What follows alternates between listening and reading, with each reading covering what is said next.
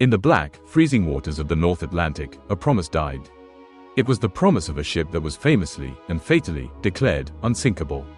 This is the complete history of the Titanic ship 1912. For 73 years, the world's most famous shipwreck was just a ghost, a legend swallowed by the ocean. When we finally found it, 2.5 miles beneath the surface, it revealed a story far more complex and haunting than anyone had ever imagined. This is the story of the ship they called a dream, a marvel of human engineering that became a symbol of our own fallibility. The story of the Titanic doesn't start with steel and rivets. It starts with ambition. The early 20th century was an age of incredible technological progress, a time when it felt like there was nothing humanity couldn't do. On the high seas, this spirit played out in a fierce competition between rival shipping lines. It was the era's equivalent of a tech race, but with colossal steel ships instead of silicon chips. The White Star Line was locked in a duel with its main competitor, the Cunard Line, whose two ships, the Lusitania and Mauretania, were celebrated for their speed and luxury. Then, in 1907, during a dinner party in a London mansion, White Star Line's chairman, J. Bruce Ismay, and Lord Pirrie, the head of the Belfast shipyard Harland and Wolff, hatched a game-changing idea. They wouldn't try to build a faster ship. Chasing speed was like building a race car. It often led to a rough, vibrating ride for passengers. Instead, they would build the ultimate luxury liner, a new class of ship so grand and opulent it would make all others look obsolete. The goal was to create the most comfortable way to cross the Atlantic. And just like that, the idea for the Olympic-class liners was born, the Olympic, the Titanic, and a third ship that would later be named the Britannic. These ships weren't just a business move, they were a statement. They would be the largest moving objects ever built, floating palaces designed to be the absolute last word in comfort and style. Cost wasn't the primary concern. Harland and Wolff was essentially given a blank check. That grand idea, hatched over dinner, set in motion the creation of a ship whose name would become famous for both triumph and tragedy. Actually building the Titanic was a monumental task. Construction kicked off on March 31, 1909, at the Harland and Wolff shipyards in Belfast, Ireland. This was a project on a scale nobody had ever seen. To even make room for the Titanic and her sister ship, the shipyard had to be completely redesigned. It was like tearing down 3 regular garages to build 2 massive hangars for jumbo jets. They even built a gigantic new gantry, the largest in the world, to lift the materials into place. At its peak, the project employed around 14,000 men in dangerous, back-breaking work. Over the course of the build, 8 workers lost their lives, a grim foreshadowing of the human cost that was still to come. The ship itself was an engineering marvel. She was over 882 feet long and stood 175 feet high, about as tall as an 11-story building. Her hull was made of 2,000 steel plates, held together by over 3 million rivets, each one hammered into place by hand, stitching the ship together like a giant steel quilt. When she was finished, she was the largest man-made moving object on the planet. It took 3 years and cost $7.5 million, hundreds of millions in today's money. Her chief designer, Thomas Andrews, knew every detail of his creation inside and out. On May 31, 1911, the massive hull of the Titanic slid into the River Lagan before a crowd of over 100,000 people. But she was just a shell. It took another 10 months of fitting to turn her into the floating palace they had dreamed of. Finally, on April 2, 1912, after passing her sea trials, the ship was declared seaworthy. A titan, born of ambition, was ready to take her place in the world. The Titanic was sold to the world on 2 promises: unbelievable luxury and unmatched safety. The press and White Star Line tossed around one word in particular: unsinkable. This wasn't just hype, it was based on her design. The ship's hull was divided into 16 watertight compartments. Think of it like an ice cube tray. You can fill a few sections with water, and the tray still floats. The Titanic was designed so that even if her first 4 cubes were completely flooded, the rest would keep her buoyant. This feat earned her the reputation of being virtually unsinkable, a phrase that would come to haunt her forever. Inside, the Titanic was a showcase of opulence. The first-class accommodations were the height of luxury, with rooms styled after everything from the Palace of Versailles to the Italian Renaissance. The undisputed centerpiece was the grand staircase, sweeping down through 7 decks, crowned by a magnificent glass dome. The ship had a heated swimming pool, a state-of-the-art gym, a squash court, and even a Turkish bath. There were elegant dining rooms and cafes, all designed to make you forget you were on a ship at all.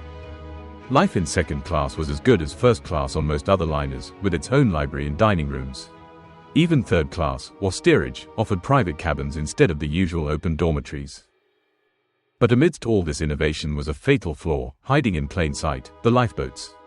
The Titanic carried only 20 lifeboats, enough for just 1,178 of the more than 2,200 people on board. Shockingly, this was legal. The ship actually had more lifeboats than required. The problem was the rules were hopelessly outdated. It was a 20th century ship sailing under 19th century laws, like putting bicycle brakes on a high-speed train. It was a failure of foresight, a detail lost in the spectacle, and a decision that would have catastrophic consequences. On the morning of April 10, 1912, the air of the Southampton docks was electric. On board were some of the wealthiest people in the world, like John Jacob Astor and Benjamin Guggenheim. Alongside them were hundreds of immigrants, carrying all their hopes for a new life in America. The Titanic was a slice of society itself, carrying both titans of industry and the hopeful masses. At noon, under the command of Captain Edward John Smith, the Titanic began her maiden voyage. The departure wasn't without drama. As the colossal ship moved, her sheer size created a powerful suction. Imagine a bus speeding past a piece of paper on the sidewalk. The Titanic was so massive, it literally sucked the nearby liner, the SS City of New York, toward it, snapping its thick mooring ropes like threads. A collision was narrowly avoided, but the incident delayed the voyage by an hour. A small hiccup, perhaps, but a bad omen. The Titanic then sailed to Cherbourg, France, and Queenstown, Ireland, to pick up more passengers. When she left for the open Atlantic, she was carrying an estimated 2,224 people. The weather was perfect, the seas were calm, and for the next 2 days, the journey was everything it was promised to be. The ship of dreams was finally on her way. The first few days of the crossing were perfect, but as the Titanic steamed west, a silent danger was drifting south, right into her path: ice. On Sunday, April 14th, the Titanic's wireless room started getting ice warnings from other ships. The first came at 9 a.m. Another came in the afternoon, and another that evening. A critical warning came from a ship that had just scraped through a heavy ice field. Another ship, the Californian, was so close that it had stopped for the night, surrounded by ice, and sent a message to any ship nearby. But the Titanic's wireless operator, Jack Phillips, was swamped with sending personal telegrams for the wealthy passengers. He reportedly cut off the warning, replying, "Shut up. I am busy." So, despite all these warnings, the ship never slowed down, racing through the darkness at about 22 knots. It seems to have been a tragic case of overconfidence in the Unsinkable ship. The night was calm and clear, but the lack of wind meant no waves were breaking at the base of the icebergs, making them almost invisible. And the sky was moonless, plunging the sea into absolute darkness. Plotting an iceberg in that still, black water would be like trying to find a shard of glass on a polished black floor. The ship was rushing headlong into a known danger zone, blind and at full speed. The story of the Titanic is such a powerful reminder of how quickly a dream can turn into a nightmare. It's a story of ambition, incredible technology, and, ultimately, tragic miscalculation. If you find these stories about the pivotal moments that shaped our world compelling, consider subscribing to our channel and hitting the notification bell. That way, you won't miss our future explorations. At 11:39 p.m., the calm was shattered. In the crow's nest, lookout Frederick Fleet saw a large, dark mass directly in their path. An iceberg. He rang the warning bell and phoned the bridge, shouting the fateful words, "Iceberg, right ahead." First Officer William Murdoch immediately ordered the ship to turn and the engines into full reverse. For 37 agonizing seconds, the massive ship began a slow turn. It wasn't enough. Instead of a head-on collision, the Titanic's starboard side scraped along the iceberg's underwater spur. The impact wasn't a violent crash, but a strange shudder. One survivor said it felt as if the ship had rolled over 1,000 marbles. But below the waterline, the damage was catastrophic. It wasn't one giant gash, but a series of smaller wounds across 300 feet, like a can opener being run along the hull, popping rivets and letting water pour in. 6 of her 16 watertight compartments were breached. Remember that ice cube tray? The iceberg had flooded 6 sections, not 4. Water was now spilling over the tops of the bulkheads from one compartment to the next, a chain reaction of doom. Thomas Andrews, the ship's designer, delivered a devastating verdict. The world's most advanced ship had 2 hours, maybe less, before she would sink.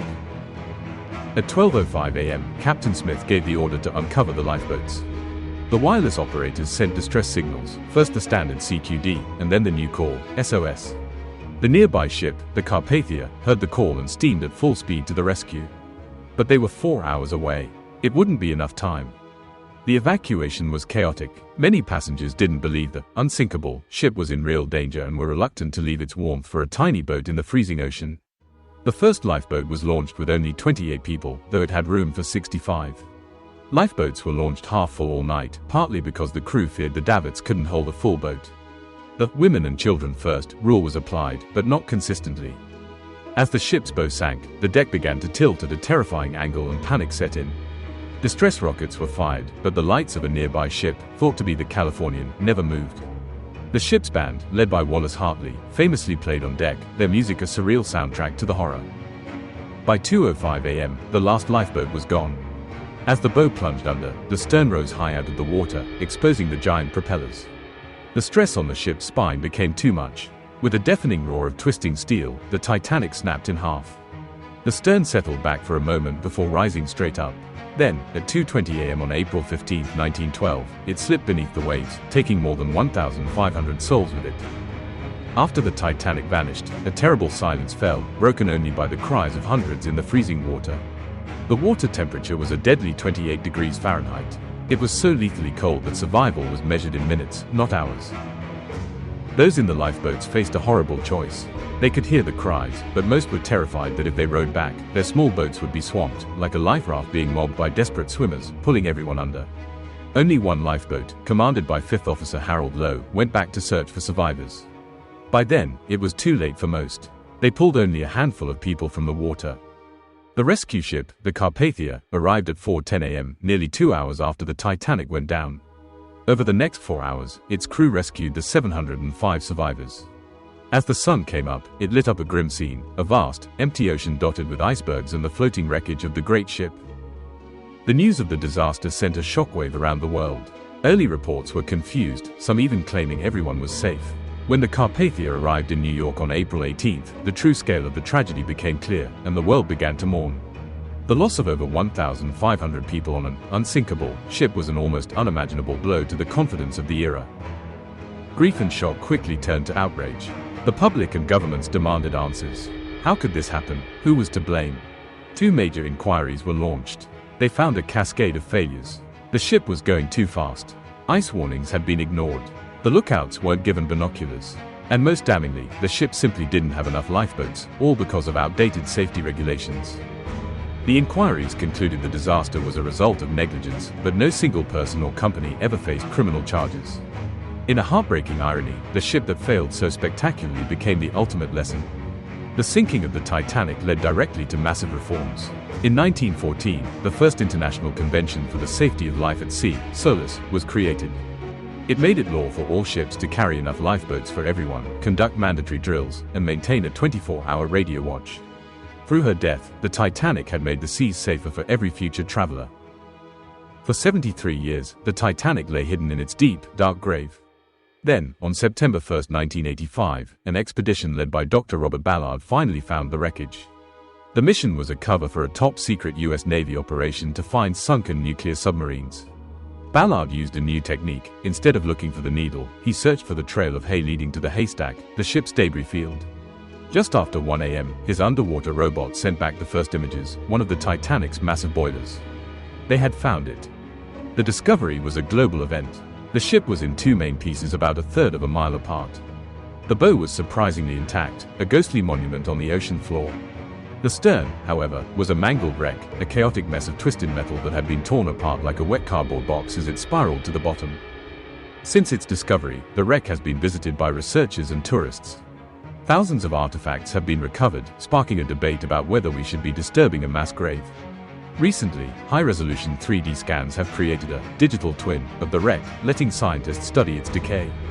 And those scans show the wreck is deteriorating fast, as if the ocean itself is slowly digesting the iron giant, returning it to the elements. More than a century later, the story of the RMS Titanic still captivates us. It's a masterpiece of engineering, defeated by a simple piece of ice. It's a human drama of over 2,200 people, each with their own story of hope and tragedy.